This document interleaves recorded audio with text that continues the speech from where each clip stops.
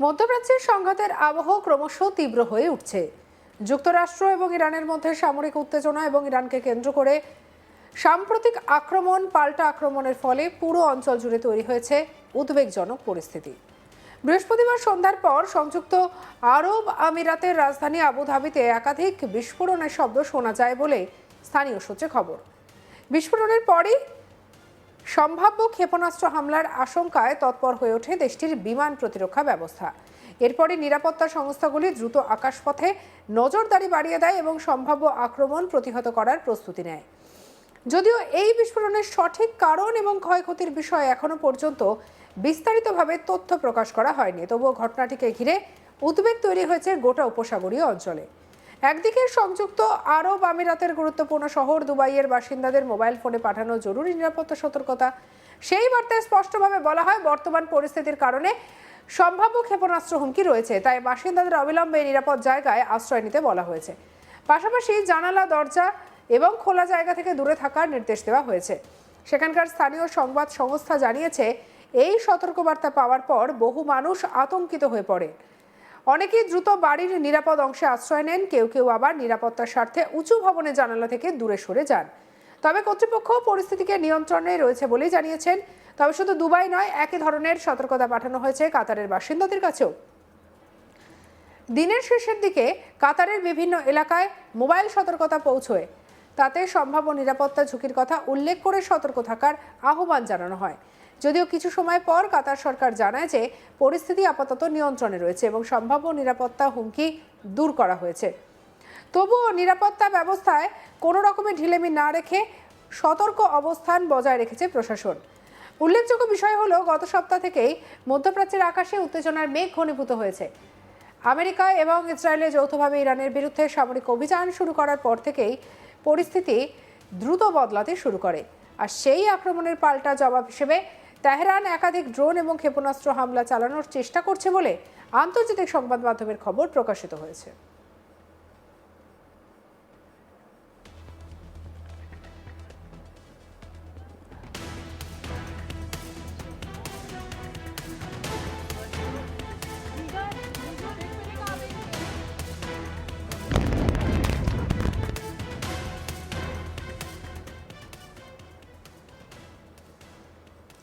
বিশেষ করে উপসাগরীয় অঞ্চলে অবস্থিত আমেরিকার সামরিক ঘাঁটি এবং কনসুলেটগুলোকে লক্ষ্য করে সম্ভাব্য হামলার আশঙ্কা তৈরি হয়েছে, যার ফলে সংযুক্ত আরব আমিরাত, কাতার, সৌদি আরব এবং বাহরিনের মতো দেশগুলিতে বসবাসকারী মানুষদের মধ্যে বাড়ছে উদ্বেগ। আর এই পরিস্থিতিতে মধ্যপ্রাচ্যের একাধিক দেশের আকাশসীমা আংশিকভাবে বন্ধ করে দেওয়া হয়েছে। নিরাপত্তাজনিত বিধিনিষেধের কারণে আন্তর্জাতিক বিমান চলাচলেও ব্যাপক প্রভাব পড়েছে। অনেক ফ্লাইট বাতিল বা বিলম্বিত হয়েছে, যার ফলে বিপাকে পড়েছেন হাজার হাজার যাত্রী। এর মধ্যে বিভিন্ন দেশ নিজেদের নাগরিকদের দেশে ফিরিয়ে আনতে উদ্যোগী হয়েছেন। ইউরোপের একাধিক দেশ ইতিমধ্যেই প্রত্যাবাসন পরিকল্পনা শুরু করেছে। Poland, France, Hungary, Italy, Germany, Bulgaria এবং নেদারল্যান্ডসের মতো দেশগুলি তাদের নাগরিকদের মধ্যপ্রাচ্য থেকে সরিয়ে আনার জন্য বিশেষ বিমানের ব্যবস্থা করেছে। অনেক ক্ষেত্রে প্রতিবেশী দেশের বিমানবন্দর ব্যবহার করে নাগরিকদের সরিয়ে নেওয়ার পরিকল্পনা করা হয়েছে, কারণ সরাসরি ফ্লাইট চালানোর ক্ষেত্রে কঠিন হয়ে পড়েছে বর্তমান নিরাপত্তা পরিস্থিতির কারণে।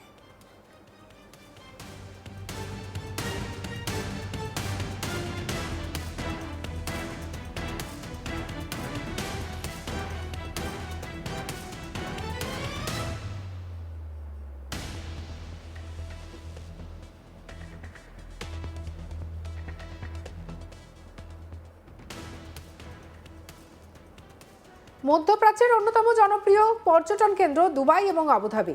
প্রতি বছর লক্ষ লক্ষ আন্তর্জাতিক পর্যটক এখানে আসেন, ফলে সেখানে বিপুল সংখ্যক বিদেশি নাগরিক আটকে পড়ার আশঙ্কা তৈরি হয়েছে। তাদের নিরাপদে সরিয়ে নেওয়ার জন্য বিভিন্ন দেশ জরুরি ভিত্তিতে ব্যবস্থা গ্রহণ করছে।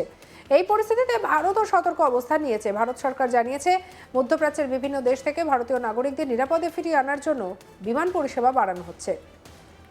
এই ফ্লাইটগুলির মাধ্যমে সংযুক্ত আরব আমিরাত, কাতার, সৌদি আরব এবং আশেপাশের অন্যান্য অঞ্চল থেকে ভারতীয় নাগরিকদের দেশে ফিরিয়ে আনার ব্যবস্থা করা হবে। ভারতীয় বেসরকারি বিমান সংস্থাগুলি এই কাজে অংশ নিচ্ছে বলে সরকারি সূত্রে জানা গিয়েছে। এদিকে চলমান উত্তেজনার মাধ্যমে কাতারে অবস্থিত ভারতীয় দূতাবাস বিশেষ সতর্কতা জারি করেছে। বিশেষ করে হায়া A1 ভিসাধারী ভারতীয় পর্যটকদের জন্য এই নির্দেশিকা প্রকাশ করা হয়েছে। এই নির্দেশিকায় বলা হয়েছে, যারা কাতারে পর্যটক হিসেবে রয়েছেন এবং সেখানে স্থায়ী বাসিন্দা নন, তাদের একটি নির্দিষ্ট ফর্ম পূরণ করতে হবে, আর এর মাধ্যমে কাতারে আটকে থাকা ভারতীয় নাগরিকদের সঠিক সংখ্যা এবং বিস্তারিত তথ্য সংগ্রহ করতে চায় দূতাবাস। দূতাবাসের তরফে স্পষ্ট করে বলা হয়েছে, এই তথ্য সংগ্রহের উদ্দেশ্যে শুধুমাত্র জরুরি পরিস্থিতিতে নাগরিকদের সহায়তা করা বা প্রয়োজনে প্রত্যাবাসনের ব্যবস্থা করা। সব মিলিয়ে বলা যায়, মধ্যপ্রাচ্য চলমান সামরিক উত্তেজনা আন্তর্জাতিক উদ্বেগের কারণ হয়ে দাঁড়িয়েছে। পরিস্থিতি কোন দিকে মোড় নেবে তা এখনই স্পষ্ট নয়, তবে নিরাপত্তা সংস্থাগুলি সতর্ক রয়েছে এবং বিভিন্ন দেশ নিজেদের নাগরিকদের সুরক্ষার জন্য দ্রুত পদক্ষেপ নিচ্ছে।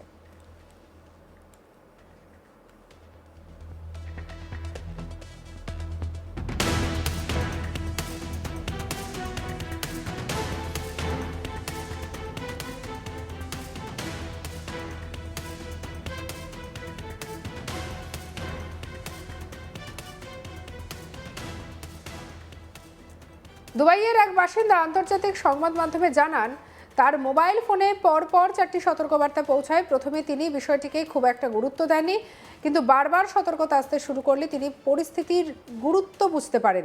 এরপরে পরিবারের সদস্যদের নিয়ে জরুরি প্রস্তুতি নিতে শুরু করেন। তিনি বলেন, সম্ভাব্য সংকটের কথা মাথায় রেখে তারা বাড়িতে প্রয়োজনীয় খাবার, পানীয় জল এবং অন্যান্য জরুরি জিনিসপত্র মজুত করেছেন। পাশাপাশি পাসপোর্ট, পরিচয়পত্র সহ সব গুরুত্বপূর্ণ নথি একটি ব্যাগে গুছিয়ে প্রস্তুত রেখেছেন। প্রয়োজনে দ্রুত স্থান পরিবর্তন করতে হলে যাতে কোনো সময় নষ্ট না হয়, সেই কারণে এই প্রস্তুতি বলে জানান তিনি। আর এদিকে সামরিক উত্তেজনার জেরে মধ্যপ্রাচ্য জুড়ে বিমান চলাচল মারাত্মকভাবে ব্যাহত হয়েছে। আকাশপথে নিরাপত্তার ঝুঁকি বেড়ে যাওয়ায় বেশ কয়েকটি দেশ তাদের আকাশসীমা আংশিক বা সম্পূর্ণভাবে বন্ধ করে দেয়। এর ফলে আন্তর্জাতিক বিমান চলাচল ব্যবস্থা ব্যাপকভাবে প্রভাবিত হয়।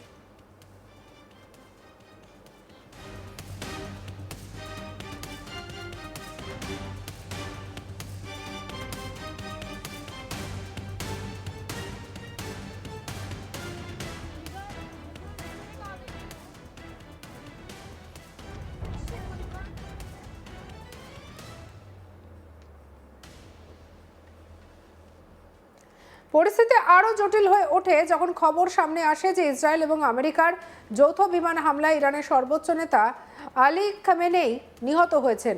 আর এই ঘটনাকে কেন্দ্র করে সংঘাত দ্রুত তীব্র আকার ধারণ করে।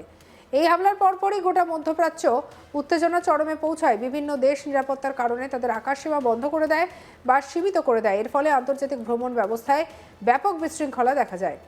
বিশ্বের অন্যতম ব্যস্ত আন্তর্জাতিক বিমানবন্দর এবং গুরুত্বপূর্ণ বৈশ্বিক ট্রানজিট হাব হিসেবে পরিচিত দুবাই এই পরিস্থিতির প্রভাব থেকে বাদ যায়নি। উপসাগরীয় অঞ্চলের অন্যতম প্রধান আর্থিক এবং বাণিজ্যিক কেন্দ্র এই শহর। সঙ্গে রাখুন আজ তাক বাংলাকে। অন্যান্য খবরের জন্য লাইক, কমেন্ট, শেয়ার, সাবস্ক্রাইব করতে ভুলবেন না।